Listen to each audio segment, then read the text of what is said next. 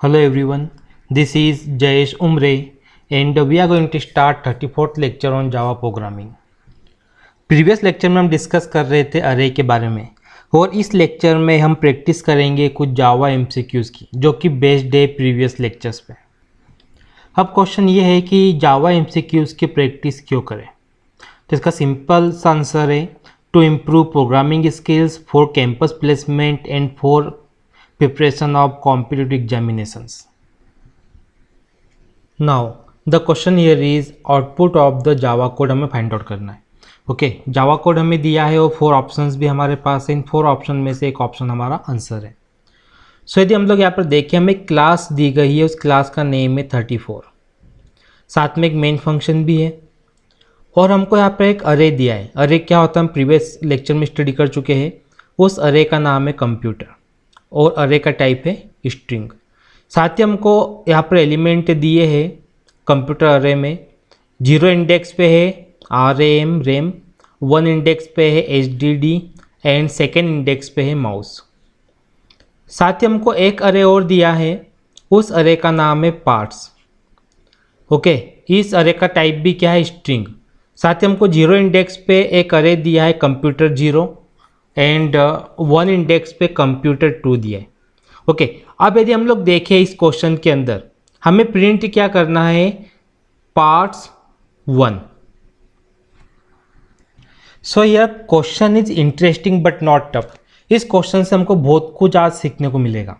Okay, अगर मैं simple सा देखो, जो पार्ट्स नाम का अरे है, यहाँ पर कंप्यूटर 0 इंडेक्स पे क्या है, राम, इसको यूज़ किया गया है। तो सिंपल हम यहाँ पे क्या लिख सकते हैं, अगर मैं स्ट्रिंग्स को देखो जो अरे बनी हुई है पार्ट्स नाम की, तो इसको हम इस तरह से लिख सकते हैं। कंप्यूटर 0 पे क्या है, राम, तो हमने यहाँ पर RAM को पुट कर दिया।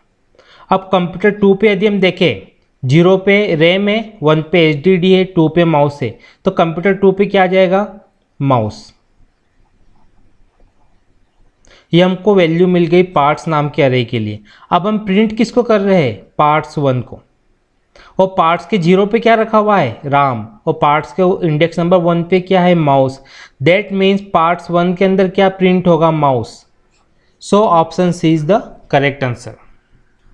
Now next question is output of the Java code. Java code हमको दिया है और 4 ऑप्शंस हमारे सामने है।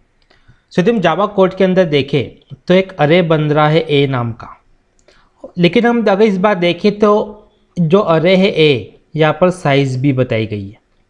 ओके, मीन्स इस तरह से लिखा गया है A3।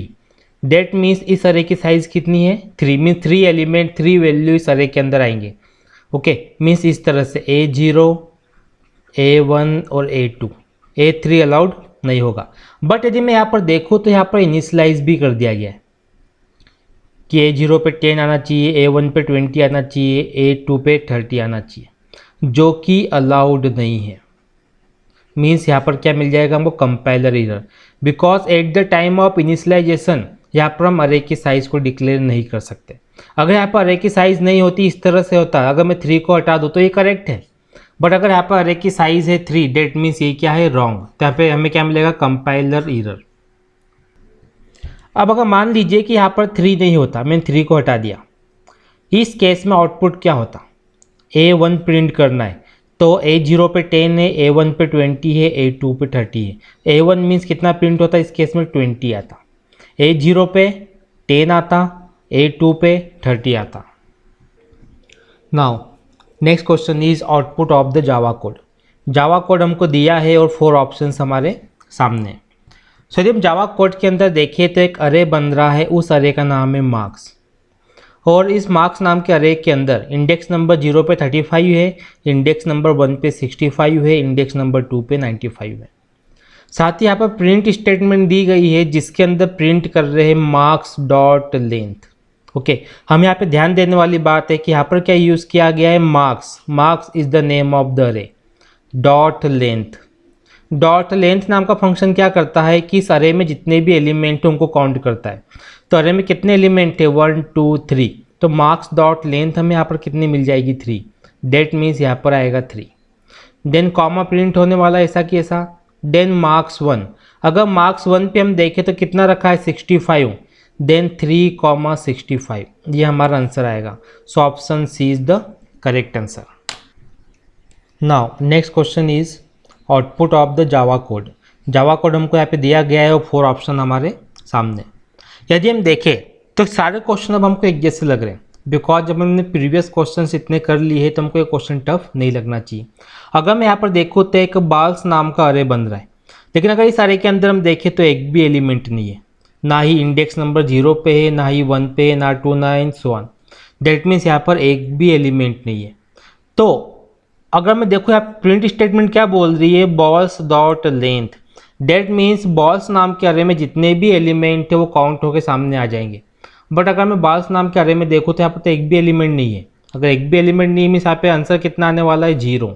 So option A is the correct answer. Now the next question is Java code हमको दिया है और 4 ऑप्शन हमारे पास है, एक ऑप्शन हमारा आंसर है। तो यदि मैं जावा कोड के अंदर देखूँ तो एक अरे बन रहा है, उस अरे का नाम है कलर्स और अरे का टाइप क्या है, हिस्ट्री। कलर्स नाम के अरे में 0 इंडेक्स पे रेड है, 1 इंडेक्स पे येलो है और 2 इंडेक्स पे वाइट है।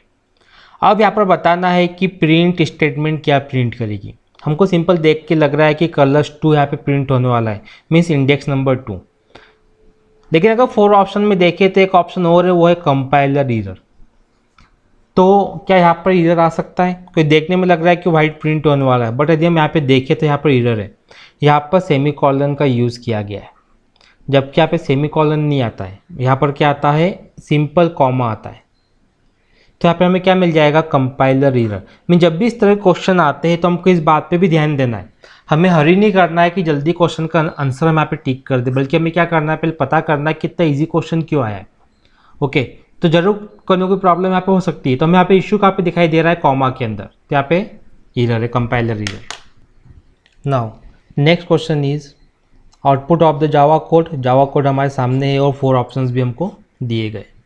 सो यदि मैं फर्स्ट लाइन देखो तो फर्स्ट लाइन क्या बोल रही है कि बाल्स नाम का अरे बन रहा है, ओके, और राउंड्स नाम का वेरिएबल बन रहा है, और राउंड के अंदर कितना है, 3। दोनों में डिफरेंस है। बॉल्स यहाँ पे क्या है, अरे। कैसे मालूम अरे है, इस स्क्वायर ब्रैकेट को देख के। और जो राउंड है वो सिंपल वेरिएबल है, और राउंड्स के अंदर कितना रखा है, 3। और दोनों का टाइप क्या है, इंटीजर। अरे भी इंटीजर टाइप का है, सिंपल वेरिएबल भी इंटीजर टाइप का है। अब यदि हम देखें तो जो बॉल्स है, ओके, जो कि एक अरे हमने यहाँ पर ऊपर बनाया था, डिक्लेयर किया था, तो balls equals to new integer rounds. इसका सिंपल सा मीनिंग है कि हमने यहाँ पे बॉल्स की साइज़ बता दी है, ओके, कि बॉल्स के अंदर कितने एलिमेंट आने वाले हैं। मीन्स ये कुछ इस तरह से हो गया है, बॉल्स 3। डेट मीन्स हमें ये मालूम पड़ गया है कि बॉल्स के अंदर 3 वैल्यूज़ आने वाली है, ओके। अब आगे हमारे पास है फॉर लूप। फॉर लूप क्या बोलता है, i इक्वल टू 0 पे स्टार्ट करना है, और कंडीशन क्या है, i should be less then balls dot length. और बॉल्स डॉट लेंथ कितनी हमारे पास, 3। यहाँ पे देख के हमको मालूम पड़ रहा है, that means i should be less than 3। Then i plus plus means i का 1 से इंक्रीमेंट हो रहा है, i equals to i plus 1 ही इसका मीनिंग है। और यहाँ पर स्टेटमेंट क्या दी है कि जो बॉल्स नाम का अरे है उसके अंदर इस वैल्यू को असाइन करना है, ओके। अभी हम सिर्फ इतने कोड की बात कर रहे हैं। तो अगर मैं इतने कोड के अंदर देखूँ, ठीक, सो i इक्वल टू 0 पे जब लूप चलेगा तो यहाँ पर क्या हो जाएगा, बॉल्स 0, कुछ इस तरह से। और बॉल्स 0 के अंदर कौन सी वैल्यू आ रही है, i प्लस 1। i की वैल्यू 0 है, प्लस 1 इंटू 2।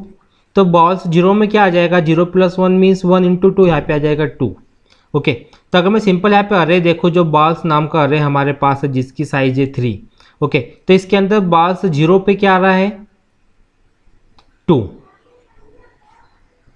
मैं सिंपल इसको यहाँ पे इस तरह से रख देता हूँ, बॉल्स 0 और 0 पे आ गया 2।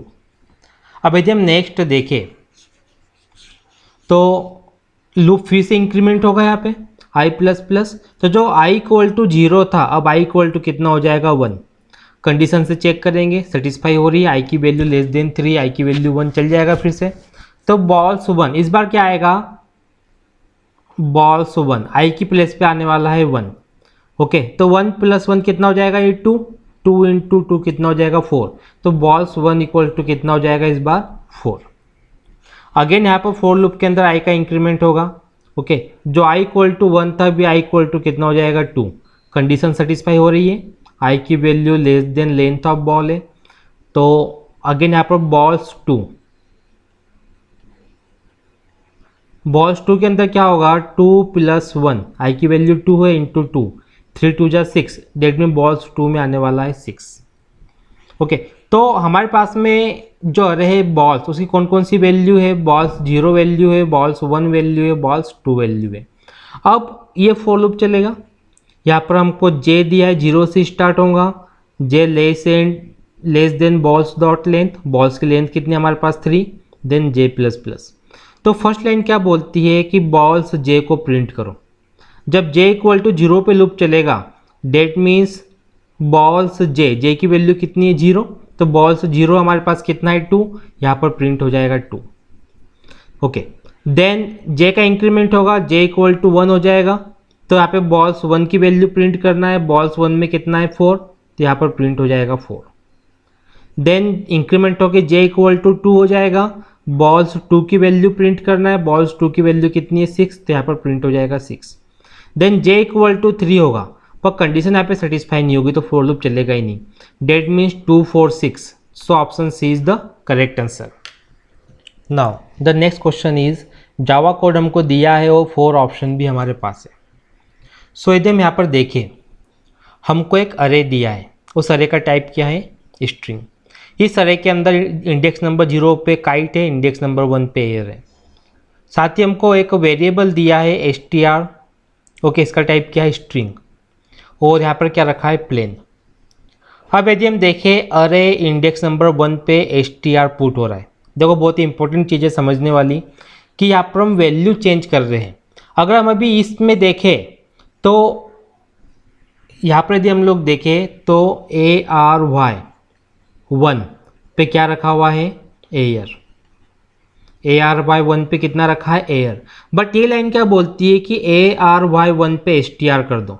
ओके अगर मैं यहाँ से एयर हटा दूँ, यहाँ पर क्या रखने की बात हो रही है str, और str में क्या है प्लेन, डेट मीन्स ARY1 पे क्या आ जाएगा एयर की प्लेस पे, यहाँ से एयर हट जाएगी और एयर की जगह पे आ जाएगा प्लेन।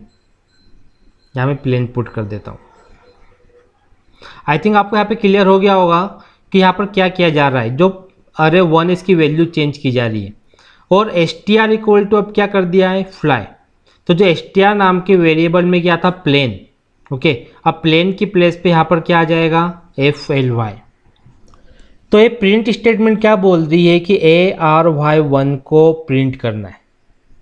ओके ARY1 पे कितना होगा, पहले एयर था फिर एयर से रिप्लेस होके क्या आ गया प्लेन आ गया, डेट मीन्स यहाँ पर क्या प्रिंट होगा प्लेन। तो हमारा सही आंसर क्या आ जाएगा प्लेन। भले ही str की वैल्यू चेंज हुई है पर बाद में हुई है, str की वैल्यू चेंज होने से पहले str अपनी वैल्यू इस लोकेशन को असाइन करके गया था। तो ARY1 पे क्या था प्लेन, तो यहाँ पर क्या प्रिंट हो गया प्लेन। सो ये तो कुछ जावा MCQ। अब हम नेक्स्ट लेक्चर में देखेंगे जावा MCQs को कंटिन्यू करेंगे, जो भी हमने अब तक स्टडी किया है सारे MCQs उसी के बेसिस पे। आई होप आपको आज का लेक्चर क्लियर हुआ होगा। Thank you for watching.